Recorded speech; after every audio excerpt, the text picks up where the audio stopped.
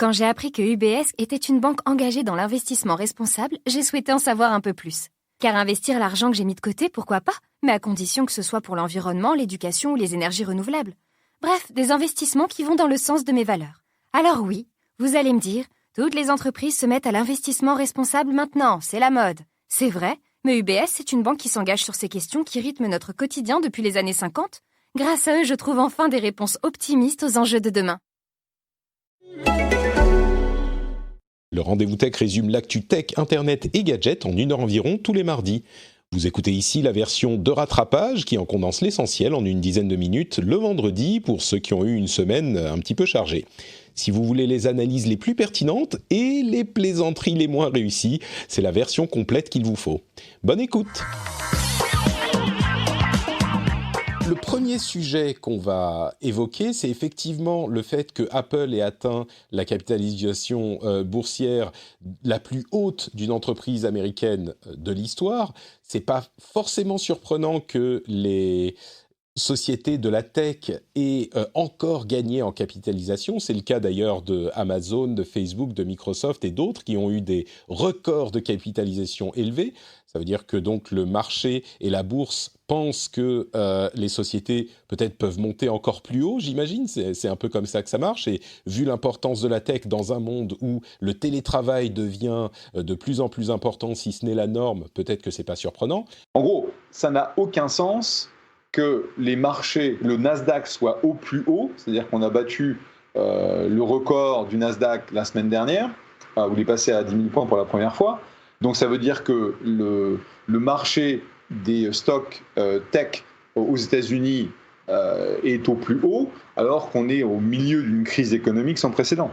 Et toutes les boîtes seront impactées. Je veux dire, il y a aucune façon de regarder les résultats 2020 des boîtes et de ne pas voir des baisses de 5% ici, 20% là, du revenu, des prospects, etc., etc. Donc il y a une décorrélation totale entre la réalité économique et la réalité des marchés financiers. Pourquoi ? C'est parce que la Fed américaine a mis en place un système de liquidité sans précédent. Donc ils ont imprimé des billets comme ils n'ont jamais fait. Et les marchés, en gros, s'attendent à ce que les stocks les stocks tech bénéficient Les actions, hein. Quand tu dis stock, ça veut dire action. Oui, des actions. Les actions tech vont bénéficier en fait de la reprise économique que tout le monde commence à voir éventuellement au coin de la rue. Mais ça, en ce qui me concerne, ça n'a pas de sens. L'autre gros sujet dont je voulais parler, c'était les conséquences du mouvement Black Lives Matter dans la tech et directement dans la tech, vraiment les choses qui peuvent changer suite à ces mouvements, ces prises de conscience, ces grandes réflexions qui ont lieu dans toute la société américaine et pas que la société américaine. Et donc, il y a 2 points spécifiques que je voulais évoquer. Mais les 2 points sur lesquels je voulais qu'on passe un tout petit peu plus de temps, c'est d'une part ce qui se passe pour la reconnaissance faciale. Ça, c'est très intéressant parce que ça fait longtemps, ça fait, je dirais, au moins 1 an, que de nombreuses voix très proéminentes se sont élevées pour dire que la reconnaissance faciale n'est pas prête. Je ne sais pas si vous entendez les oiseaux derrière, là. C'est possible, mais j'ai ouvert la fenêtre tellement il fait... Oui, d'accord. Ça fait une petite musique derrière tes paroles, c'est magnifique.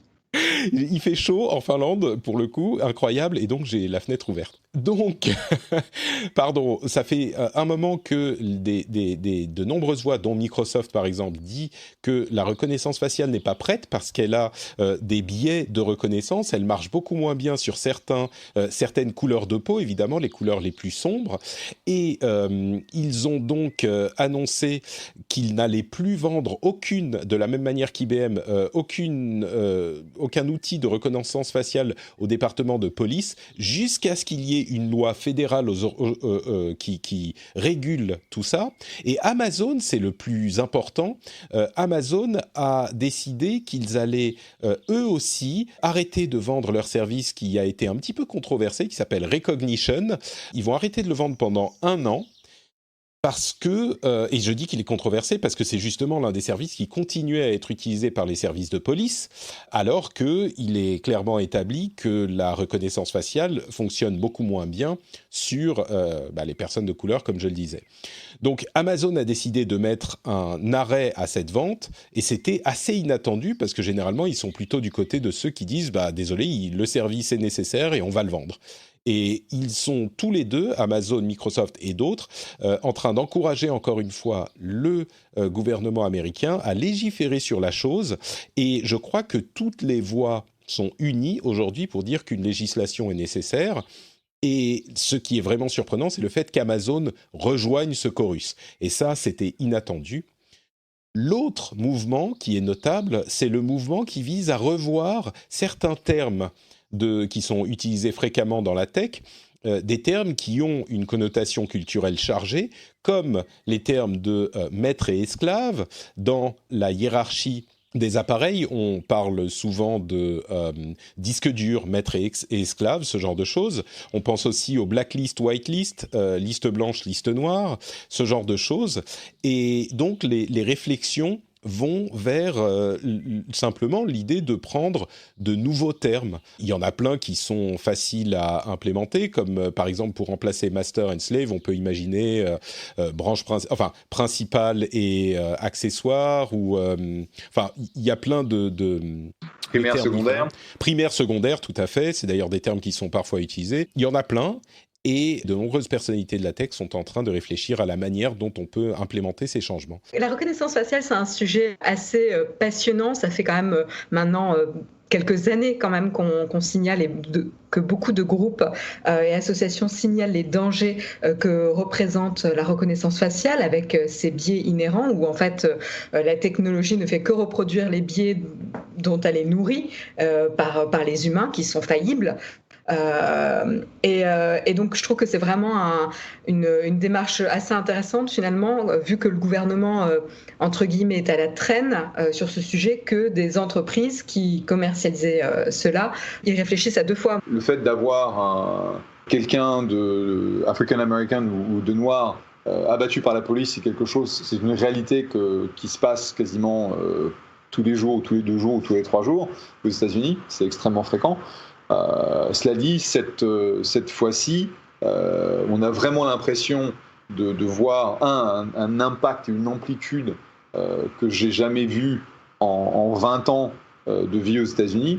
Donc ça veut dire que j'ai entendu des dizaines ou des centaines de Noirs se faire tuer par la police, parce que malheureusement ça arrive tellement super souvent. Et cette fois-ci, George Floyd, c'est vraiment différent. La PlayStation 5, Sony a annoncé les jeux qui allaient arriver avec la console. Ils ont présenté de nombreux jeux et le design de la console. Alors, il y aurait plein de choses à dire dessus, mais si vous êtes vraiment intéressé par le sujet, je vous recommande d'aller écouter le rendez-vous jeu, dans lequel on a fait un résumé analyse de cette conférence, de cette présentation, où on a tout passé en détail, mais en gros, le plus important, je crois, c'est qu'il y aura 2 consoles, une version avec lecteur de Blu-ray et une version sans lecteur de Blu-ray, donc entièrement numérique.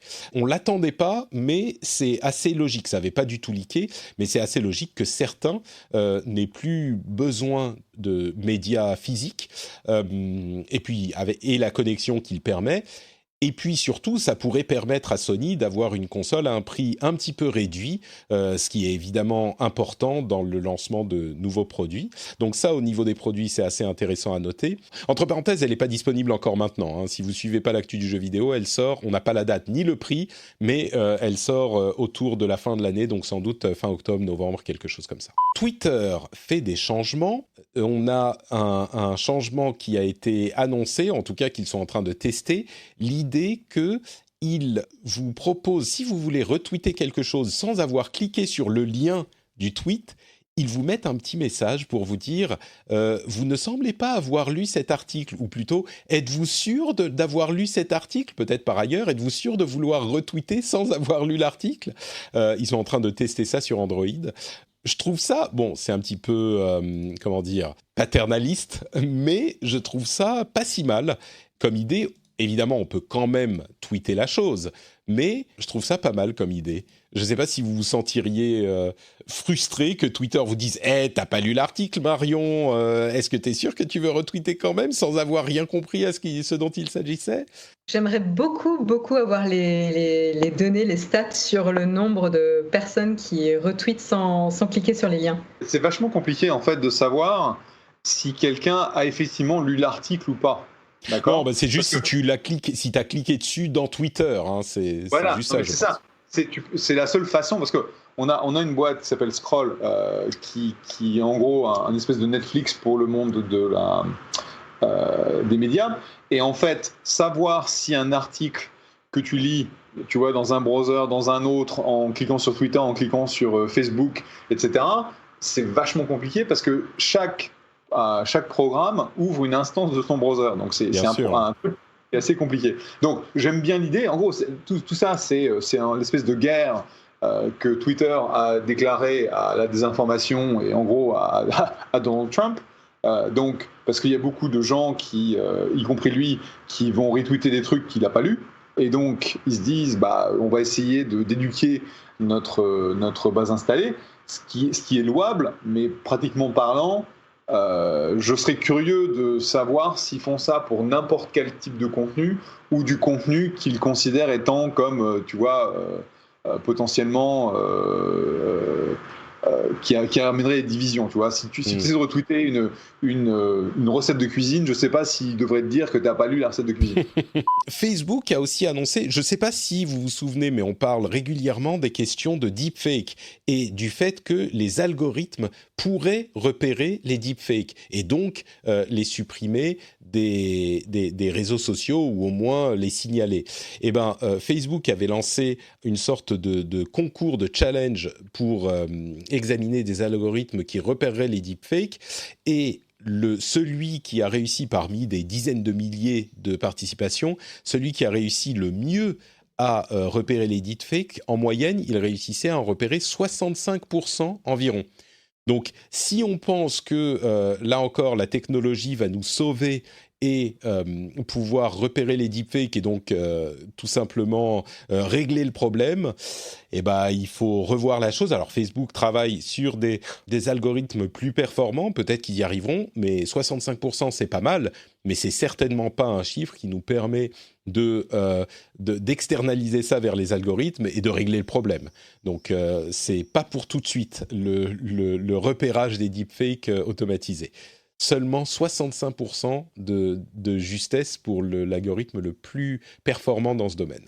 Et voilà, c'est tout pour cette semaine. Je tiens comme toujours à remercier du fond du cœur les auditeurs qui soutiennent financièrement l'émission sur patreon.com/rdvtech. Sans eux, elle n'existerait tout simplement pas. Vous pouvez commenter l'épisode sur frenchspin.fr et me retrouver sur les réseaux. Je suis NotePatrick sur Twitter, Facebook et Instagram. Tous ces liens et ceux des formidables invités qui m'ont accompagné dans l'épisode sont dans les notes de l'émission. Je vous fais de grosses bises et je vous donne rendez-vous la semaine prochaine. Ciao, ciao!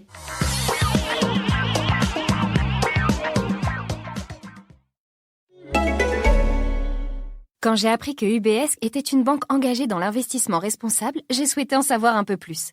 Car investir l'argent que j'ai mis de côté, pourquoi pas, mais à condition que ce soit pour l'environnement, l'éducation ou les énergies renouvelables. Bref, des investissements qui vont dans le sens de mes valeurs. Alors oui, vous allez me dire, toutes les entreprises se mettent à l'investissement responsable maintenant, c'est la mode. C'est vrai, mais UBS, c'est une banque qui s'engage sur ces questions qui rythment notre quotidien depuis les années 50. Grâce à eux, je trouve enfin des réponses optimistes aux enjeux de demain.